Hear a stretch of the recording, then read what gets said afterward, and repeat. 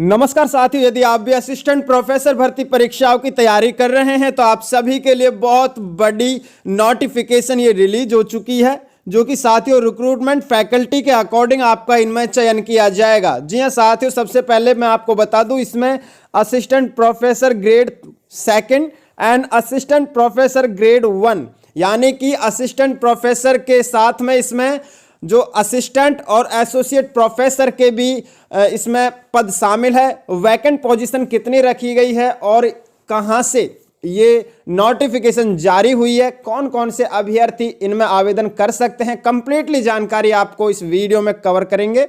सबसे पहले तो मैं आपको बता दूं साथियों, जो मास्टर डिग्री किए हुए अभ्यर्थी हैं वो भी असिस्टेंट प्रोफेसर के लिए अप्लाई कर सकते हैं, लेकिन इनमें उनके लिए कुछ रूल्स रेगुलेशंस दिए हुए हैं, खास तौर पर उनकी क्वालिफिकेशंस को लेकर के।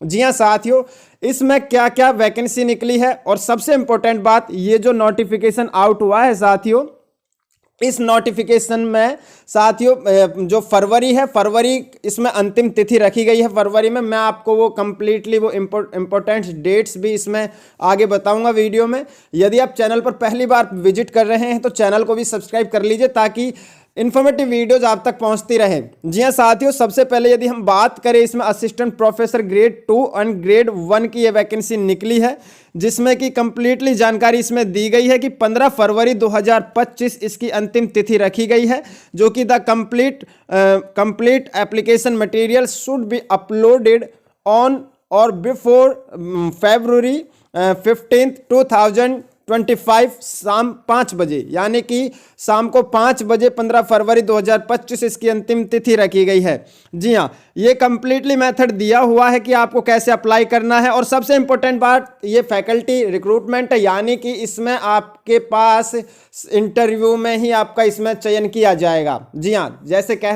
एक रोलिंग एडवर्टीजमेंट होता है जो 1 साल तक चलता है, और डेडलाइन उसकी अंतिम तिथि से पहले जितने आवेदन वहां पर पहुंच जाते हैं तो उन्हें शॉर्टलिस्ट करके नहीं उन्हें दी जाती है जॉब। लेकिन बाद में जो अभ्यर्थी आवेदन करते हैं उस तिथि के बाद, अंतिम तिथि के बाद, तो उन्हें दोबारा से बुलाया जाता है जब कोई नोटिफिकेशन या फिर कोई वैकेंसी निकलती है उसी साल के अंदर। ये रोलिंग एडवर्टीजमेंट है। जी हाँ साथियों, सबसे पहले इंपॉर्टेंट बात बता दूं मैं आपको, तो ये जो वैकेंसी है ये फैकल्टी रिक्रूटमेंट है। सीधा हो सके तो इसमें इंटरव्यू में ही आपका चयन किया जाएगा। जी हाँ, जो कि असिस्टेंट प्रोफेसर को लेकर के है। इसमें कंप्लीटली डिटेल्स दी हुई है, ये तो आप चेकआउट कर सकते हैं। इसमें कंप्लीटली इसमें क्या क्या प्रकार से इसमें पोजीशन का वर्क क्या है, इंपॉर्टेंट सर्विसेज क्या है, वो कंप्लीटली इसमें स्पेशलाइजेशन क्या है, एरियाज क्या है, पे स्ट्रक्चर क्या है, ये सब इसमें दिया हुआ है। और जो दूसरी इसी का एक पार्ट है, उसमें साथियों आपको उसमें क्वालिफिकेशन और स्पेशलाइजेशन और सब्जेक्ट वाइज, कैटेगरी वाइज उसमें वैकेंट दी हुई है। तो सबसे पहले इसका पे स्ट्रक्चर हम चेक कर लेते हैं। इसका पे स्ट्रक्चर इन्होंने क्या रखा हुआ है इसमें, तो देख सकते हैं इसमें आप असिस्टेंट प्रोफेसर ग्रेड 2 के लिए 7th CPC पे लेवल 10 मिनिमम बेसिक पे आपका इसमें 70,900 रखा गया है। और जो कि इसमें देख सकते हैं, the minimum starting basic pay to be fixed in academic pay level 10 at cell number 8 ₹70,900 in such case on completion of 1 year of experience. जी हाँ, 1 year of experience the incumbent cell move the academic pay level 11।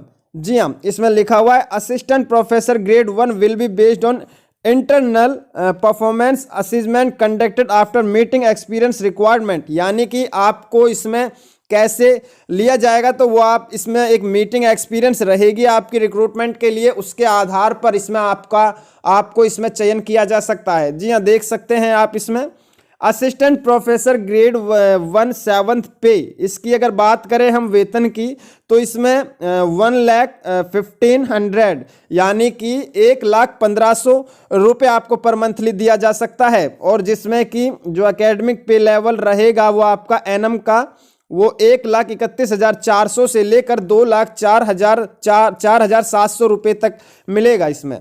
और बात करें अब आगे, इसमें assistant professor grade 2 and grade 1 की ही vacancy ये निकाली गई है, जिसमें कि हाउस रेंट अलाउंस वगैरह, और इसमें हाउस रेंट अलाउंस इसमें एक्सक्लूडिंग दी हुई है, इंक्लूडिंग दी हुई है, जो कि इस प्रकार से है। इसमें इसमें एक टेबल बनाया गया है उसी according. Other support for professional advancement of faculty के लिए कुछ इसमें इम्पोर्टेंट्स डेट्स दी हुई है, जो कि आप एक बार ज़रूर चेकआउट कर लीजिएगा, इसे ध्यान से पढ़ लीजिएगा। मैं आपको कंप्लीटली जानकारी दूंगा कि कहाँ से आपको अप्लाई करना है और कैसे आपको अप्लाई करना है। जी हाँ, देख सकते हैं। अब चलते हैं उस दूसरी वाली नोटिफिकेशन पे, जिसमें कि completely specialisation subject wise notification दी हुई है, कैटेगरी वाइज नोटिफिकेशन दी हुई है। तो चलिए उस पर चलते हैं, एक बार देख लीजिए साथियों। इस प्रकार से है ये डिपार्टमेंट, इसमें डिपार्टमेंट का नाम दिया हुआ है, सीरियल नंबर दिया हुआ है, स्पेसिफिक क्वालिफिकेशन रिक्रूटमेंट दी हुई है, स्पेशलाइजेशन एरिया दिया हुआ है। जी हाँ, जैसे कि इसमें अब एरोस्पेस इंजीनियरिंग दी हुई है, जिसमें कि साथ में इसमें क्लियरली मेंशन किया गया है, A candidate must clearly demonstrate their capability in the specialization area applied for through publications in relevant reputed journals and the have aero background detail इसमें दी हुई है, जो कि एट लीस्ट 1 डिग्री बैचलर्स या master degree आपके पास में होनी चाहिए।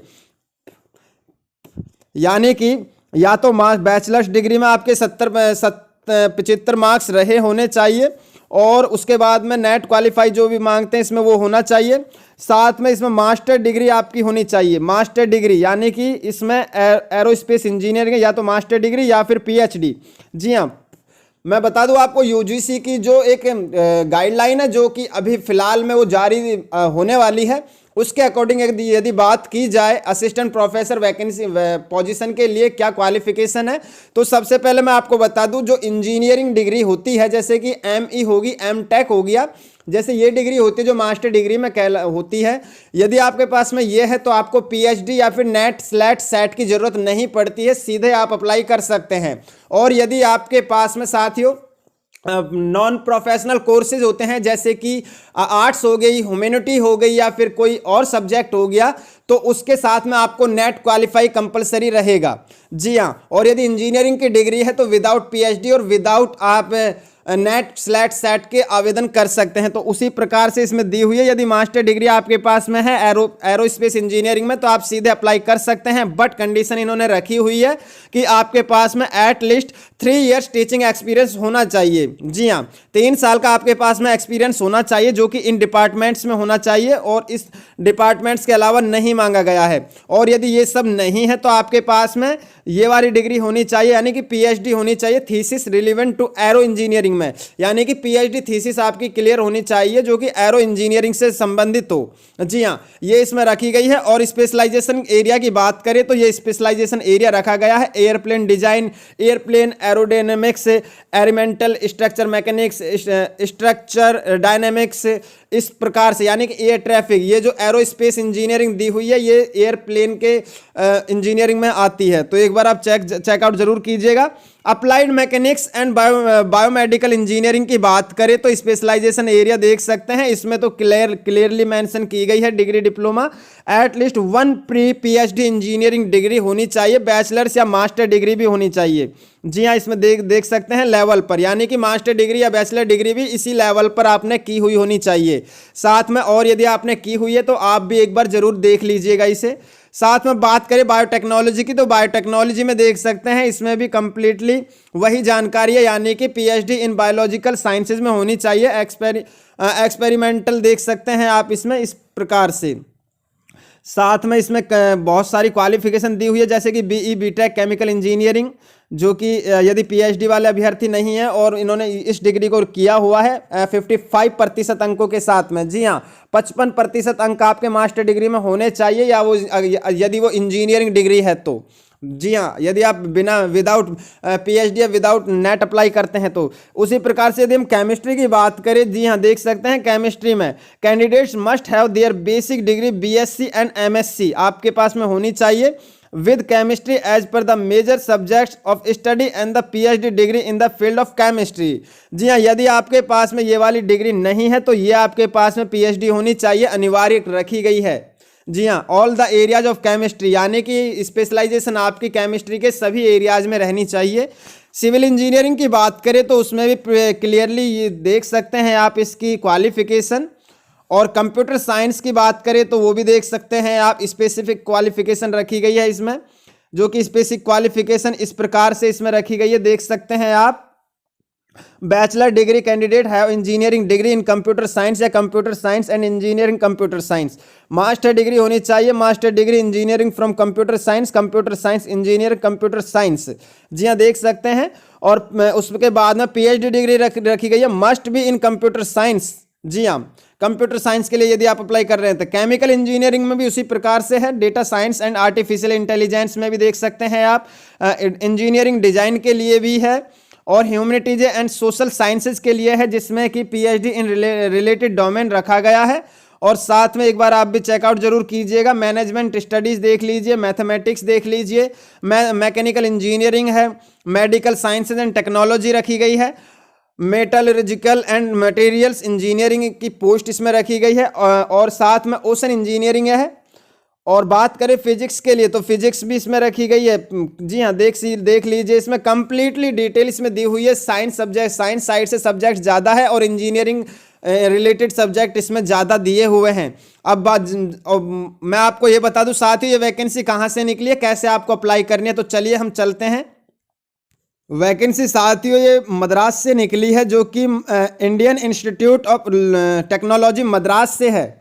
जी हाँ, देख सकते हैं, एडवर्टीजमेंट नंबर ये है इसका, और डेटेड ये कब रिलीज की गई है नोटिफिकेशन, तो ये 1 जनवरी 2025 को नोटिफिकेशन रिलीज हुई है, और जिसमें क्लियरली मेंशन किया गया है special drive for SC ST OBC NCL on mission mode के जरिए ये वैकेंसी है। और इसमें साथियों IIT Madras invites application from individual who belong to SC ST OBC NCL category with an established record of independent high quality research and commitment to teaching and research for faculty position है जी हाँ, faculty position है of the level of assistant professor grade 1 and grade 2 के लिए vacancy release की गई है। ये department wise specialisation areas specific qualifications या experience are specified in annexure 1 is accessible at, जिसकी ऑफिशियल वेबसाइट इन्होंने ये रखी है HTTP, जो कि देख सकते हैं आप facapp.iitm.ac.in। इसकी ऑफिशियल वेबसाइट पर जब जाओगे तो आपको अप्लाई का ऑप्शन वहां पर मिल जाएगा। जी, अप्लाई का ऑप्शन भी मिल जाएगा और ये दोनों नोटिफिकेशन वहां पर आपको मिल जाएंगी इस वाली वेबसाइट पर। जी हाँ, और सबसे इंपॉर्टेंट बात, इसकी 15 फरवरी 2025 इसकी अंतिम तिथि रखी गई है। कंप्लीटली जानकारी आपको ये नोटिफिकेशन में मिल जाएगी।